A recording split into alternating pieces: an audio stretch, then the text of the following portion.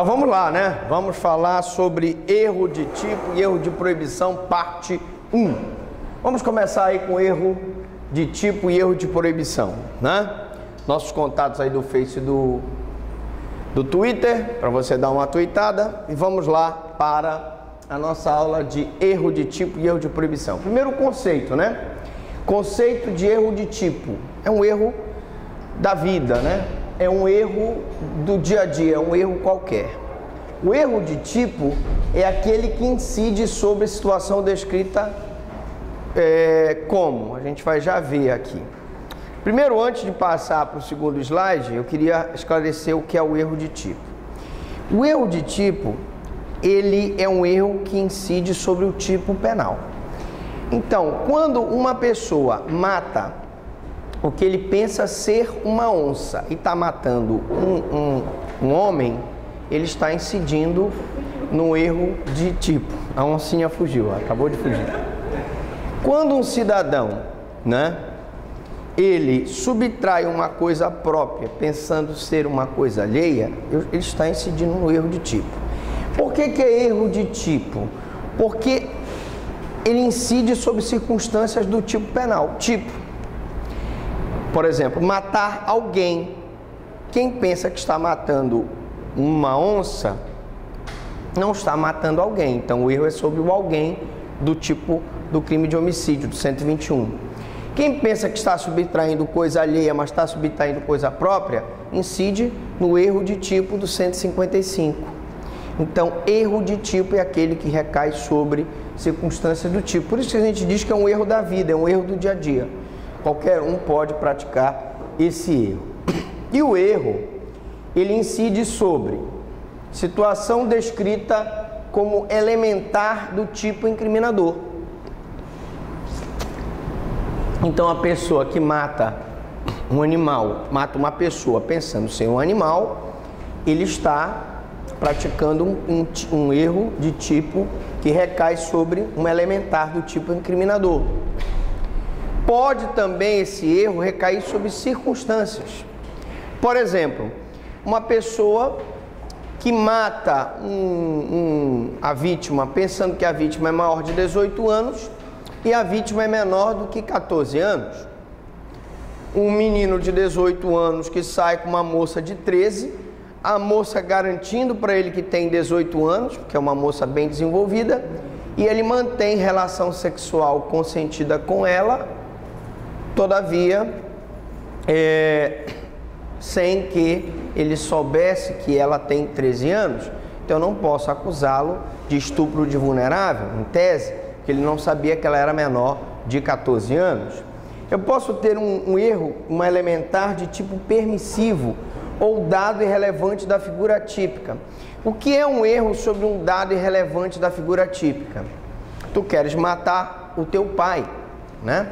Na prova tem uma questão muito interessante, o cidadão quer matar o próprio pai, porque ele cortou a mesada dele, e aí ele se posiciona num local ermo, com a arma apontada, e quando ele pensa que é o pai que vem, é um amigo do pai, um vizinho do pai, muito parecido com o pai, e ele confunde-se, então atira no que ele supõe ser o pai dele e acerta o tal vizinho. Nós vamos ver que quando esse erro recai sobre pessoa que ele não desejava, ele desejava matar o pai, mesmo que ele tenha acertado em outra pessoa, o direito penal diz que a gente deve considerar como se ele tivesse acertado o próprio pai. E nisso incide, inclusive, a agravante crime praticado contra o pai. Mas você vai me dizer, mas professor, ele não acertou o pai. Mas isso é uma ficção jurídica, porque esse erro é um erro irrelevante da figura típica. Ele realmente queria matar o pai, só que por erro de pontaria ele acabou acertando a outra pessoa, o erro de representação ele acabou acertando outra pessoa. Bom, aí nós vamos para o erro de tipo sobre elementar, do tipo incriminador. Erro sobre elementar, o nome já diz tudo, é um erro sobre um elemento do tipo, né? Então a pessoa mata um homem, mas na verdade pensava estar atirando numa onça, né? A pessoa subtrai coisa própria pensando que está subtraindo coisa alheia, então é sobre o elemento do tipo, o alheio, o alguém. Então, o erro de tipo sobreelementar, de tipo incriminador, é o erro sobre um dado do fato da vida, que não permite observar as elementares de um crime. O erro impede conhecer a elementar de um crime. Então, nós estamos vendo aqui um erro que incide sobre uma elementar. O cidadão está lá assistindo a televisão. De repente toca a musiquinha.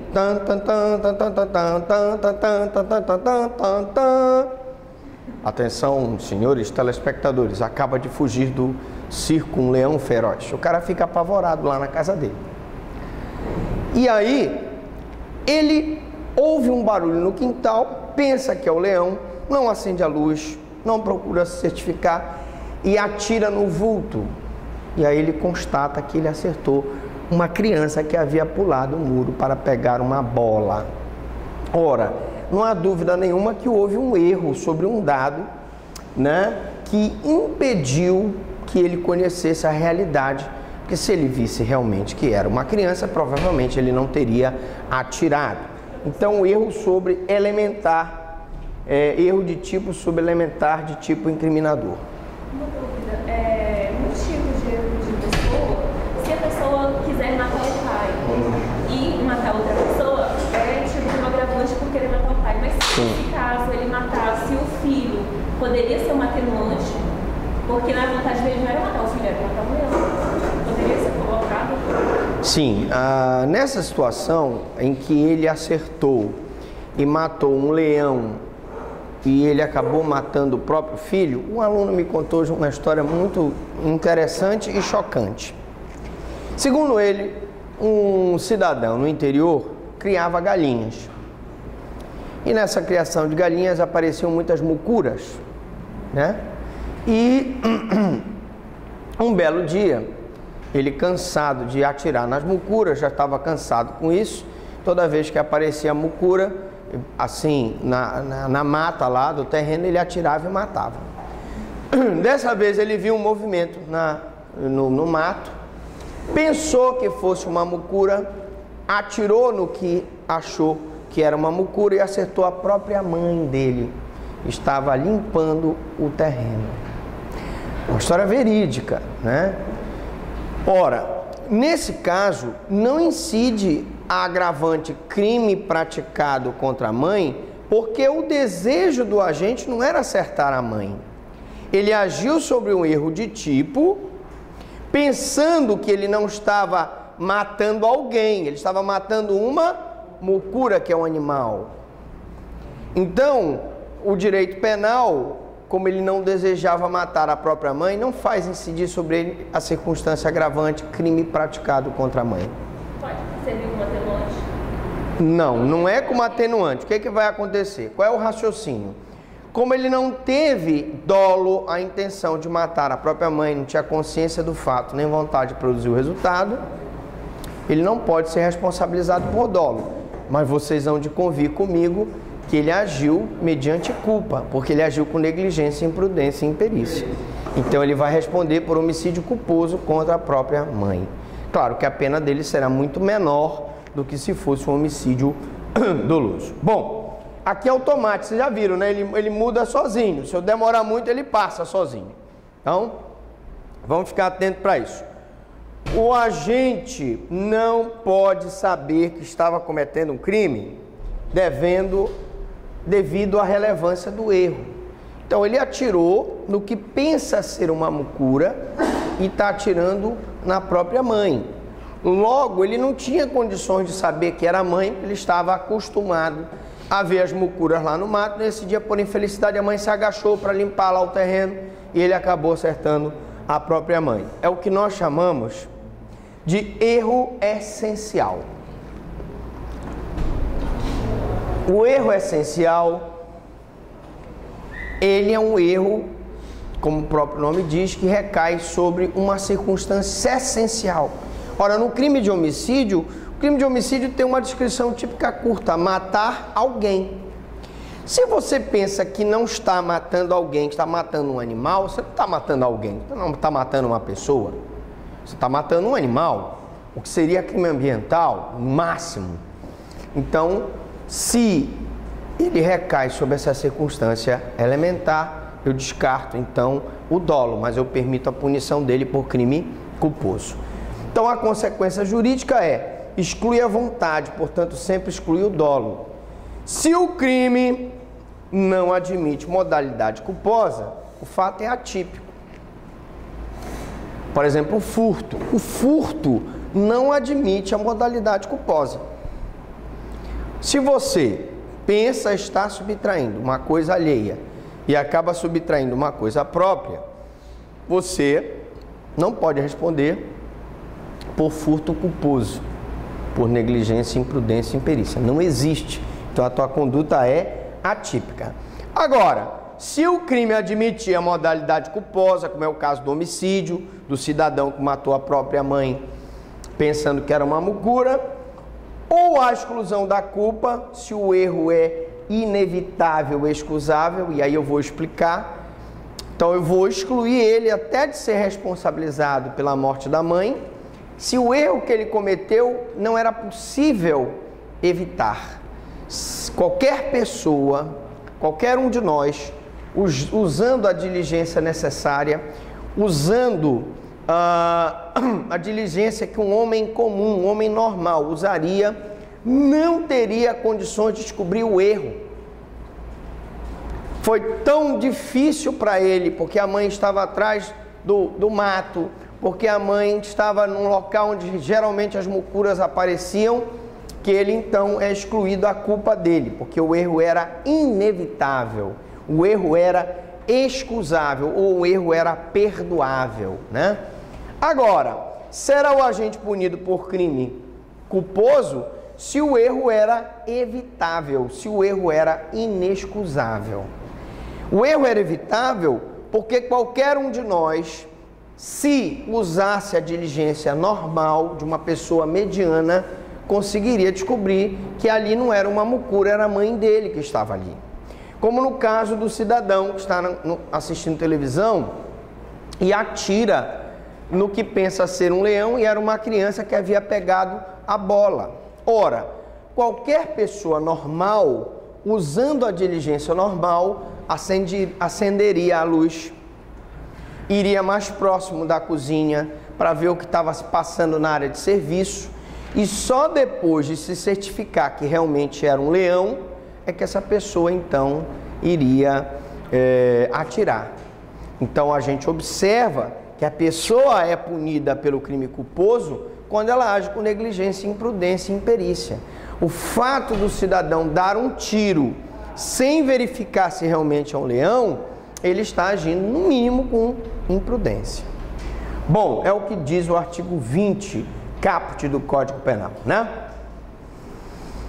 Erro de tipo sobre circunstâncias.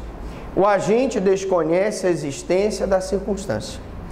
Por exemplo, o cidadão atira no que pensa ser uma pessoa maior de 18 anos e, na verdade, está atirando numa pessoa menor de 14 anos. O cidadão pensa que está atirando numa pessoa de 50 e poucos anos e, na verdade, atirou numa senhora de mais de 70 anos, uma idosa. Uma pessoa pensa que está atirando numa pessoa sem nenhuma necessidade especial, quando na verdade ele está atirando numa pessoa que é portadora de necessidades especiais, que é uma pessoa especial. Então, claro, se ele acertou um idoso, se ele acertou um deficiente físico, se ele acertou uma criança e ele não tinha conhecimento dessa circunstância, ele não pode ser responsabilizado pelas agravantes e pelas causas de aumento dessa circunstância. Então, a consequência jurídica é que se exclui a existência da circunstância. Por exemplo, matar vítima menor de 14 anos, achando que o mesmo é maior de 18 anos. Neste caso, eu ignoro a circunstância de aumento de 1/3 da pena. O mesmo exemplo serviria se eu estivesse falando num crime praticado contra idoso.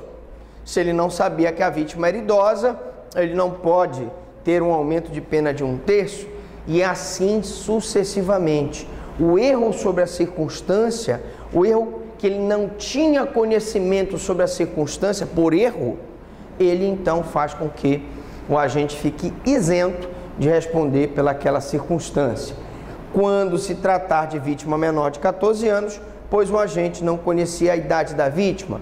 Quando se tratar de vítima maior de 70 anos, pois o agente não conhecia a idade da vítima. Quando se tratar de pessoas portadoras de necessidades especiais, porque o agente não tinha conhecimento de que se tratava de uma pessoa especial. Então, se ele não tem conhecimento das circunstâncias, o aumento de pena não incide no caso dele. Bom, erro de tipo sobreelementar de tipo permissivo. São as discriminantes putativas, gente, que repercute sobre a vontade. Quais são as discriminantes putativas? As discriminantes são as mesmas causas de exclusão da ilicitude, da antijuridicidade, que é a legítima defesa, o estado de necessidade, o estrito cumprimento do dever legal e o exercício regular do direito. Qual a diferença, professor? É que aqui eu estou falando de discriminantes putativas, ou seja, discriminantes imaginárias, que estão só na cabeça do indivíduo. O discriminante é uma causa de exclusão do crime, como a legítima defesa. A legítima defesa é uma discriminante. Há duas espécies de discriminantes. A discriminante real, que é aquela em que o indivíduo realmente está albergado por uma discriminante, caso em que a pessoa vai te matar, por exemplo, e você, agindo sob legítima defesa, mata essa pessoa. Nesse caso, nós teremos uma discriminante real, mas são as que realmente existem, as discriminantes reais. Mas eu tenho as discriminantes putativas, que são putativas, que vem do latim putare, que significa errar, imaginar. Eu já expliquei que tanto no latim quanto no italiano, putare significa imaginar. Então, para dar um exemplo de discriminante putativa, eu vou usar esse lenço aqui, beleza? Não vou fazer mágica, apenas vou usar o lenço. Eu estou com esse lenço no bolso e aqui o nosso amigo Woody Allen, esse rapaz, não aparece, ele só está aqui, ele é o diretor aqui dessa filmagem, e ele fica o tempo todo me ameaçando, vou te matar. E eu fico também ameaçando ele. A gente começou a se desentender, tudo porque durante as aulas de penal, durante as gravações ao vivo da aula de penal, eu fico enchendo o saco dele, chamando ele de Woody Allen, aquele bicho horrível que mora lá em Nova York, casou com aquela japeta, enfim. Bom, um belo dia, ele está com raiva de mim e eu com raiva dele, mas estamos convivendo. Um belo dia a gente se encontra na rua e eu então ponho a mão no bolso. Só que quando eu ponho a mão no bolso, ele não imagina que eu vou tirar um lenço. E ele então, vendo a mão no bolso, ele não conta a conversa não. Ele pega a arma e pá, me mata. Me dá um tiro na cabeça logo. Bom, o delegado autua ele em flagrante delito, leva para a delegacia e diz: por que o senhor fez isso? Diz: não, aquele professor lá, professor Franklin, aquele cara é muito chato, fica me chamando o tempo todo de Woody Allen. Não sabe nem meu nome, esse desgraçado. Então eu peguei e dei logo um tiro na cabeça dele, acabei com a conversa. Mas, meu amigo, você não viu que ele estava tirando um lenço do bolso? Ora, ele explica para o delegado: doutor, mas acontece que eu pensei que ele ia me atirar. Pensei que estivesse em legítima defesa, e daí eu atirei e matei ele. É o que nós chamamos de discriminante putativa. Agora, se a gente fosse analisar, são discriminantes que existem por erro do agente. Ele pensa por erro, por imaginação, que existe a legítima defesa e a legítima defesa não existe. Somente existe na imaginação dele, que na verdade eu não estava armado, eu fui tirar um lenço. Então, é causa de exclusão de ilicitude imaginária por erro. Ele está apenas imaginando que ele está em legítima defesa. Bom, E aí nós teríamos discriminante putativa por erro de tipo. Ocorre quando há distorção da realidade. Então ele distorceu totalmente a realidade. No que era uma simples puxada de lenço do bolso, ele confundiu com uma agressão e ele me deu um tiro e me matou. Quando a gente se equivoca quanto à apreciação da realidade, nós temos aí um erro. Quando a gente olha a realidade e enxerga outra, nós temos um erro. E esse erro pode gerar a discriminante putativa, tá? Que é o tipo permissivo. Mas se vocês analisarem os requisitos aqui da legítima defesa, nós vamos verificar que o nosso amigo Wood Allen, ele não está em legítima defesa. Por quê? Porque não houve o preenchimento desses requisitos aqui. Ele não repeliu a agressão injusta, atual, iminente, a direito próprio ou alheio, não usou moderadamente os meios e não usou os meios necessários. Primeiro, ele não repeliu porque não houve agressão. Eu estava apenas tirando o lenço. Segundo, não houve agressão, nem mesmo agressão e nem mesmo injusta. Não era atual e iminente a conduta minha de tirar o lenço. Seria injusta. Se eu tivesse ameaçando ele, se eu tivesse dando uns socos nele injustamente, seria uma agressão injusta. E sim, ele poderia revidar. Eu não agredi ele, eu apenas tirei o lenço do bolso. A direito próprio ou alheio. Não houve. O ato de tirar um lenço do bolso para assoar o nariz não é agressão ao direito dele nem de outrem. Moderação. E aqui que eu chamo a atenção para os senhores.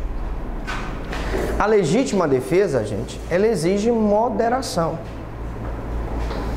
Primeiro que ele não está em legítima defesa. Segundo que ele, ainda que ele tivesse a certeza absoluta que eu estou puxando uma arma, qual é a reação dele? Dá um tiro na mão, dá um tiro no pé, dá um tiro para imobilizar e não dá um tiro logo na cabeça da pessoa, dá um tiro no coração da pessoa, né? Ele foi imoderado, ele foi imprudente. Quem é imprudente responde por culpa. E também não usou os meios necessários, né? Ele poderia ter usado um revólver mesmo e dava um tiro para imobilizar, ou teria usado uma outra arma, né? Um taser de choque, alguma coisa assim, se ele tivesse disponível, alguma coisa nesse sentido, tá? Então ele não está em legítima defesa, mas ele está em legítima defesa putativa imaginária? Sim, está. E aí o que acontece? Quando eu tenho discriminante putativa por erro de tipo, a gente imagina uma situação de fato em que estão presentes os elementos do tipo permissivo e são causa de exclusão da ilicitude imaginada pelo agente. Agora, o que acontece? Se ele supõe situação de fato que, se existisse, tornaria a ação legítima, se vocês considerarem que a conduta dele não foi imprudente, não foi negligente, não foi imperita, ele vai ser isento de dolo ou culpa. Ele realmente será albergado, mesmo se tratar de uma legítima defesa imaginária. Segundo, se vocês disserem não, o agente, ele agiu com negligência, imprudência e imperícia, que é o caso. Ele não vai responder por dolo, mas ele vai ser responsabilizado a título de culpa, por homicídio culposo. Deu para entender isso? Vamos lá. Erro de tipo permissivo. São os tipos que descrevem causas de exclusão de ilicitude. Aí eu já expliquei, né? Legítima defesa, estado de necessidade, estrito cumprimento do dever legal, exercício regular do direito e nas contravenções. Eu tenho também a tentativa, que tem natureza jurídica de excludente de ilicitude. Já expliquei isso aqui, né? Pergunta de prova. Esses tipos também possuem elementares, né? Então, como eu disse, na legítima defesa, eu tenho que ver os elementares da legítima defesa, que são os elementos que compõem a legítima defesa, né? Repelir, agressão injusta, atual, iminente, a direito próprio ou alheio, uso moderado dos meios, né? Meios necessários e moderação. Então, se ele preenche esses requisitos, ele está em legítima defesa. Se ele não preenche, ele pode estar em legítima defesa putativa, ou ele pode não estar nem em legítima defesa real, nem em legítima defesa putativa. Bom, quais as consequências, professor Franklin, das discriminantes putativas por erro de tipo? Sempre exclui o dolo. Se ele alegar e for provado que ele estava em legítima defesa putativa imaginária, ainda que imaginária, vai sempre excluir o dolo. Todavia, pois é um erro essencial, né? Ele não tinha realmente a intenção de me matar. Ele supôs uma situação de fato que, se existisse, se realmente a agressão fosse verídica, a conduta dele seria lícita. Mas o problema é que a situação não existia, eu estava só puxando um lenço. Agora, o agente não responderá por crime na modalidade dolosa. A culpa será excluída quando o erro for inevitável e excusável. E aqui eu queria dar um exemplo de um erro inevitável. Nós já falamos aqui no filme do Náufrago, não já? Já falamos. No Náufrago, o Tom Hanks, ele vai para uma ilha e fica um tempão lá na ilha, e no finalzinho do filme ele chega e a mulher está casada com outro homem, não é isso? Isso. Muito bem. Nesse caso, a mulher dele, sim, ela praticou um erro que a gente chama inevitável ou excusável. Inevitável porque qualquer pessoa mediana, usando a prudência moderada, incidiria no mesmo erro que ela incidiu. Ora, o cidadão passou anos e anos lá na ilha. Deu umas beijocas lá naquela bola lá, né? Volta para casa depois de muitos anos. A mulher pensa que o cara está morto. Casa-se com outro homem. Ela vai responder por bigamia? Uma mulher sendo casada, casa com outro homem, em tese ela responderia, mas se trata de um erro inevitável. Ela supôs situação de fato, que era a morte dele, que se existisse, se ele tivesse morto na ilha, tornaria a ação dela legítima. E aí sim eu teria um exemplo de erro inevitável que ela seria beneficiada com esse erro. Mas na conduta do nosso amigo Woody Allen, se o erro for excusável, não há dolo nem culpa, não existindo crime. Agora preste atenção, no caso dela, nós não temos um erro de tipo, nós temos um erro de proibição. Porque ela pensou que ela estava viúva e que era permitido ela casar com outro, mas ela não estava viúva e era proibido. Então, por isso se chama erro de proibição. O erro de proibição é quando a gente pensa que a conduta é permitida e é proibida. O erro de tipo é quando a gente erra sobre alguma circunstância do tipo penal. Repetindo, o erro de proibição é quando a gente pensa que a conduta é permitida e ela é proibida. O erro de tipo é aquele que recai sobre circunstâncias elementares do tipo. Só essa palavra aí, excusável. É porque, gente, o erro, se eu falar excusável, é o erro desculpável, perdoável. Tá? Qualquer um cometeria aquele erro. Então o direito penal perdoa a pessoa. Perfeito. Ele se chama também inculpável ou desculpável, porque eu não posso impor a ele culpa, tá? Já se o erro foi inexcusável, não perdoável, não desculpável, o agente responderá a título de culpa, que é o caso dele. Ele, ao agir de forma precipitada, negligente, imprudente, imperito, ele vai responder a título de culpa. Porque ele puxou a arma e, sem verificar se realmente eu estava puxando o lenço, deu logo um tiro na minha cachola.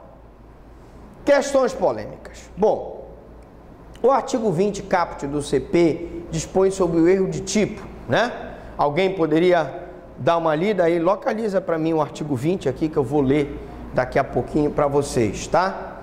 Quero ler o artigo 20, o artigo 21, desculpa, o artigo 20, parágrafo 1º e artigo 20, parágrafo 2º. Aliás, eu tenho aqui, vocês me dão aqui uma permissão que eu vou já mostrar para vocês. Um professor prevenido vale por 2. Será que está aqui esse material? Não, melhor a gente ler, né? Melhor a gente ler, porque eu não estou vendo aqui. Para a gente não perder tempo, vamos ler. Vamos ler lá. Artigo 20 do Código Penal.